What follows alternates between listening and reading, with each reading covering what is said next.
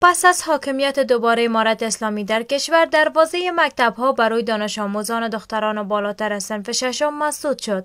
قرار بود سال جدید تعلیمی 1401 خورشیدی مکتب‌ها برای دانش آموزان بازگشایی شود، اما طی فرمانی از سوی رهبر امارت اسلامی به دختران بالاتر از صنف ششم اجازه داده نشد به مکتب‌ها بازگردند که این هم نگرانی‌های داخلی و خارجی را برانگیخت. در تازه ترین مورد جوزف بورول، مسئول سیاست خارجی اتحادیه اروپا، میگوید که طالبان برخلاف وعده‌های خود دختران را از آموزش محروم کردند، اما امارت اسلامی بارها تاکید کرده که مطابق شریعت اسلامی به حق آموزش زنان متحد است. مدت 1 سال میشه که دختران افغانستان از حق اساسیشان، حق اولیشان محروم شدن و اینا بیشتر از مدت 1 سال میشه که به مکتب نمیرن و درهای مکتب برشان بسته است و این میتونه یک ضربه بسیار زیاد قوی و محکم بر معارف افغانستان و با آموزش و پرورش افغانستان ایجاد کنه.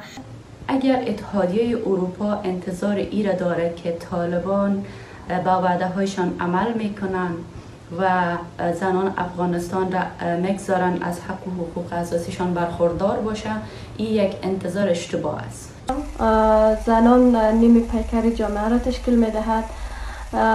حکومت طالبان بارها تعهد بر این کردن که مکتب را برای دختران بازگشایی میکند، ولی برخلاف وعدهشان اینا را عمل کردند. آقای بورال افزوده که پس از 1 سال تسلط طالبان بر افغانستان، وضعیت مردم این کشور وخیم شده است. وی گفته که هیچ کشوری حتی پاکستان و قطر حکومت سرپرست طالبان را تا حال به رسمیت نشناخته است. مسئول سیاست خارجی اتحادیه اروپا می‌افزاید که مداخلات کشورهای بیرونی نمی‌تواند یک راه حل سیاسی و دولت مشروع در افغانستان ایجاد کند. تنها نیروهای محلی می‌توانند این کار را انجام دهند.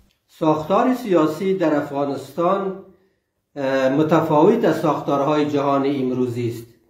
بنان کشورهای منطقه و جهان با وجودی که روابط مسالمت آمیز با امارت اسلامی دارند، ولی حاضر نیستند که با آنها تعامل رسمی داشته باشند. طبیعی است که این خلأ قانونی و یا خلأ حقوقی اقتصاد کشور را به نوعی با رکود مواجه ساخته است. این در حالی است که اخیراً سرپرست وزارت معارف امارت اسلامی مسدود ماندن مکتب‌های دختران بالاتر از صنف ششم در کشور را مسئله فرهنگی عنوان کرد.